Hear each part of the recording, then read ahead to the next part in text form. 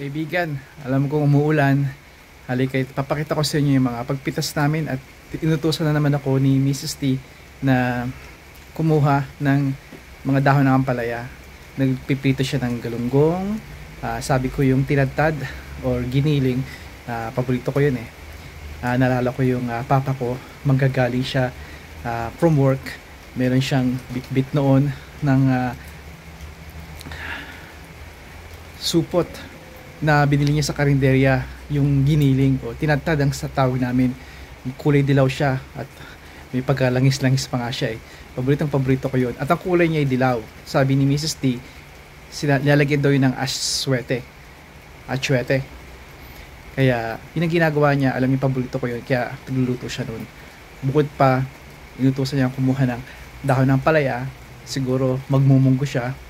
Kaya heto ako ngayon. Kahit umuulan, okay lang naman yung ulan eh. Gusto ko yung ulan. Kaya ito, lumakas pa lalo. Nakikinig niyo ba? Halika kayo. At nakakuha na ako ng isang batch. Papakita ko sa inyo. At kailangan siguro isang dosena pa nun o 20 pa nun na ganun kakapal na mga dahon.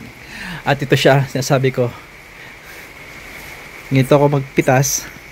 Hindi ko lang kung ilan to, pero marami to. Ilalagay ko dyan hanggang mapuno siya dito.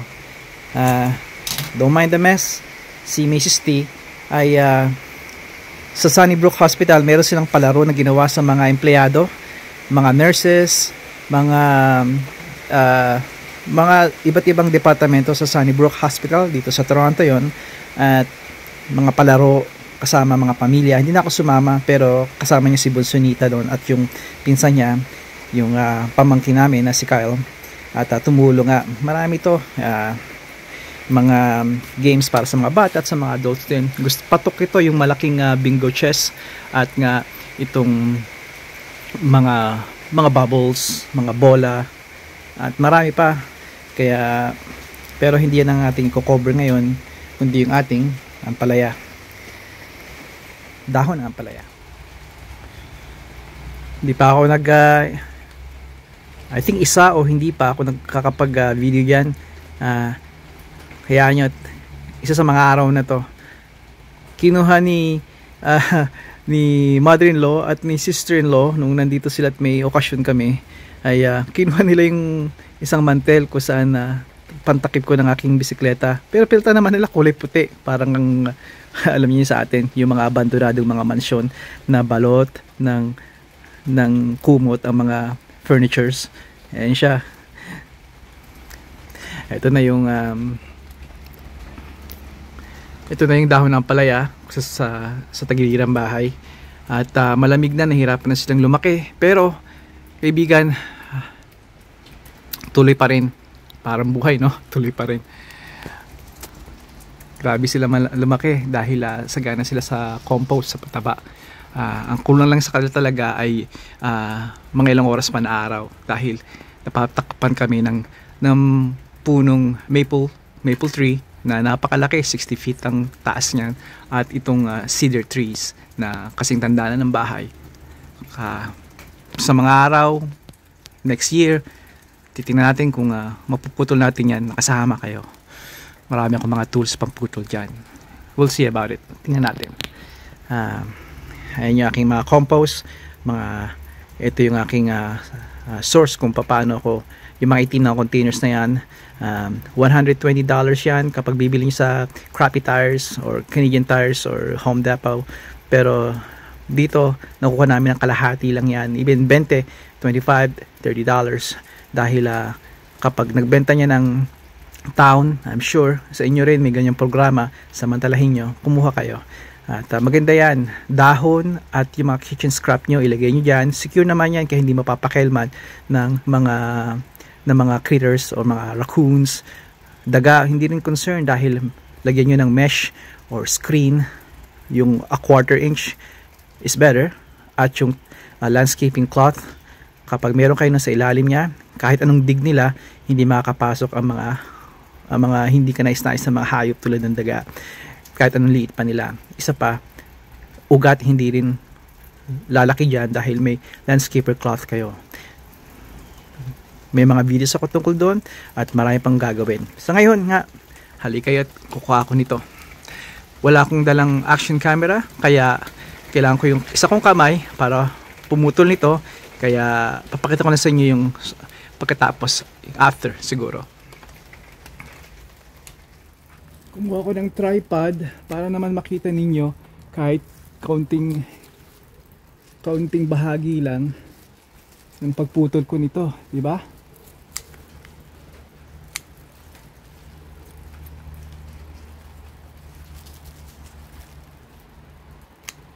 At gustong-gusto ko makita ang mga videos ninyo na may mga tanim din kayo dahil ewan ko, kanya-kanya tayo nga ng sabihin nating trip or nasira ko, or yung hilig.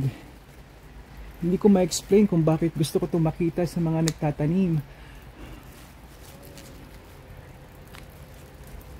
yung mga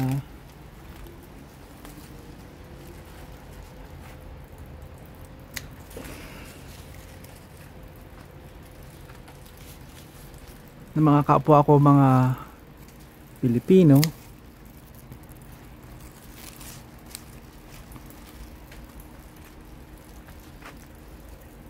Kung pagmamasdan ninyo, may mga bulaklak at mga posibleng mga bunga pa rin dito. Nagkalat sila, pero kaibigan, nahihirapan sila na lumaki dahil sa gabi, lalo na madaling araw, ay lubhang napakalamig na para sa kanila. Kaya kailangan nila ng init. Alam niyo naman, init ng ang talong, okra at ampalaya, kailangan nila ng init. At kamatis, dahil kung hindi kamatis, nagkakaroon ng amag or mold dahil sa lamig, yung moist. Ayan. Andali, lalagay ko to.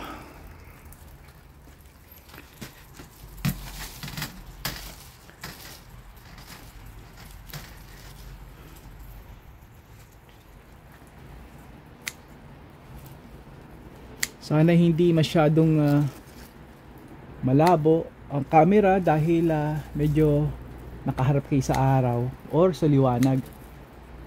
Anong oras na ngayon? Hapon na ngayon. Hindi ko alam eksaktong oras dahil nag-aayos ako ng mga tools ko, pamputol ng kahoy. At ito na yung panahon kung saan magpuputol ka ng mga punong kahoy. Mga chainsaw mo, ayusin mo. Mga hand pruner. By the way, gumawa ko ng video, hindi ko alam kung anong mauna, yon o ito. Most likely, siguro ito. Ay pumunta kami sa isang lugar kung saan pwede kang bumili ng mga slightly used or even brand new na mga tools. Sabihin natin glorified version siya ng mga thrift store. I forgot the name. First time ako nila ni Misty doon, pero nagkalat yung mga ganung mga lugar. Again, it's just sabi ko nga parang it's a glorified mga ukay, pero ukay di ba damit yun? Ito mga tools din, kaya halo-halo mga dating naisauli na sa Home Depot or Costco or ganon. And bumili ako ng telescopic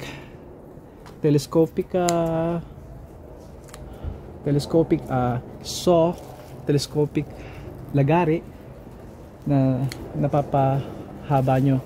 Na meron na ako noon yung commercial na steel.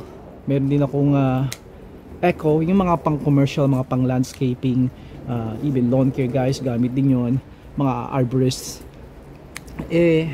Kung makita ito kasi mura. Isa pa, ang pangalan niya Fiskars, which is pang it's ang market target ng mga kumpanyang ganon ay tulad ng Fiskars nga, yung mga homeowners, mga hindi talaga commercial use. Pero it doesn't mean na hindi mo pwedeng, just because it's made for homeowners or sa mga average na mga Joes and Janes, okay? It doesn't mean hindi mo pwedeng gamitin sa mga commercial din. Kaya yun, papakita ko yun sa inyo. Kumpul lang siya, no? Bawasan ko pa.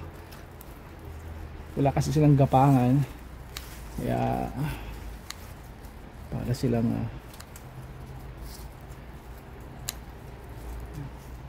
alright, halikait, sasama ko kayo.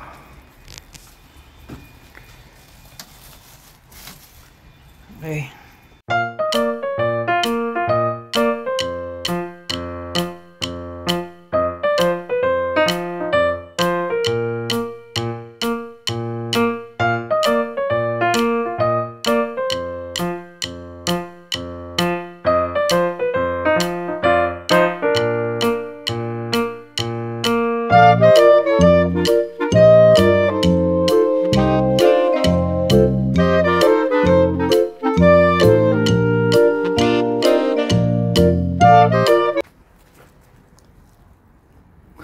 Imagine mo puro Benjamins to, ano? Aba.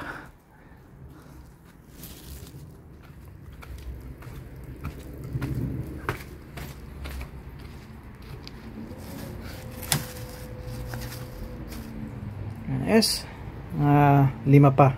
6 na batch. Dito ko na siya kinuha sa ibabaw. Hindi na kaya ng mataas kong tripod para may lagay ko siya dito. Kaya hindi ko na kinuha, kaibigan, pero ito sila. Ito ko sa ibabaw siya kinuha. Halik kayo at lalagay natin to sa ating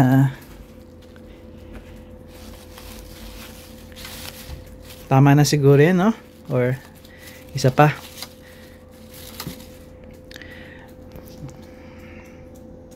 Okay, doon naman tayo sa kabila.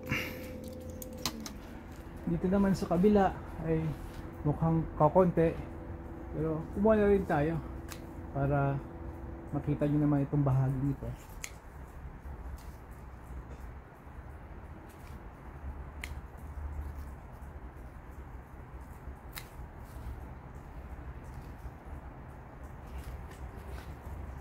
Itong nasa baba ay mga lumang mga dahon, hindi mukhang kaakit-akit na. Pero may mga nagusbungan dito, nagsanga-sanga, at mga bagong maliit na dahon kinukuha ko. Dito sa bandang ito ay marami na magaganda. Kaya banda ron.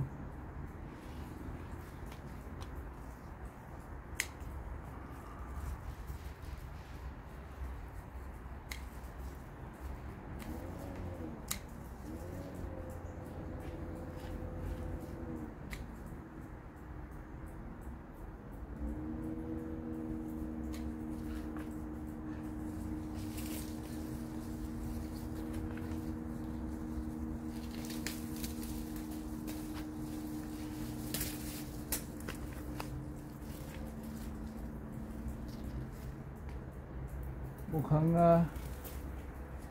pati dito sa aking malunggay ay ginagapangan nila. May malunggay ako dito, kaibigan,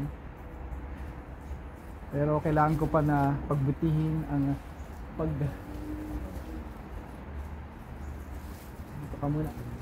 pagbutihin ang pagtatanim nito. Nagtatanim pa ako ng malunggay. Ito nabili natin to, remember? May video ko kayo.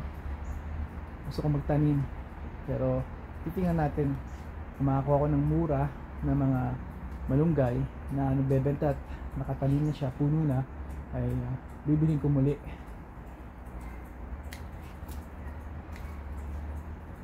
Alright, I think sapat na to.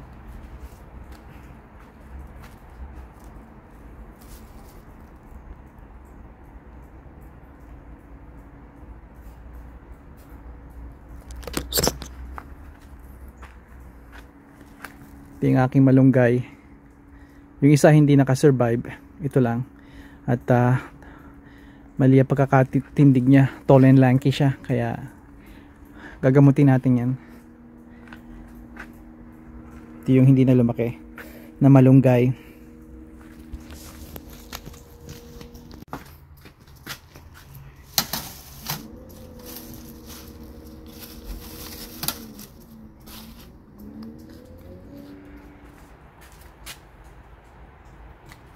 Ito ko tatapos ng video kung saan nag-umpisa tayo. Ito yung sa tagilirang bahay, kabila. Pasensya na kayo sa araw, sa harap sa inyo.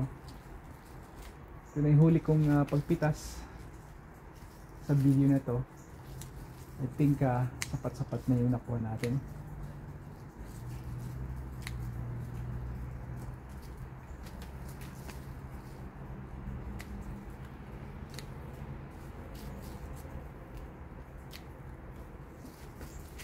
Basta ang mga dahon at yung tubig ay dahan-dahang gumagapang papunta sa ating kilikili.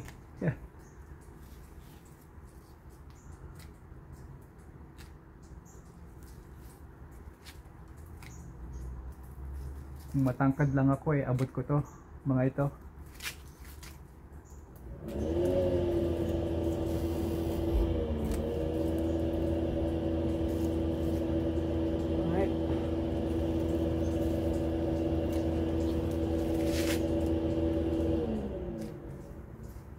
Mapapansin nyo maliliit ang mga dahon niya dito. Bisan kakaibang uri siya ng ampalaya pero masarap lahat sila at lahat ay mapapait.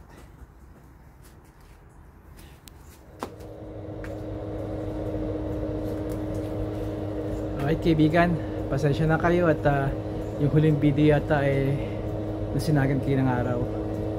Eto na at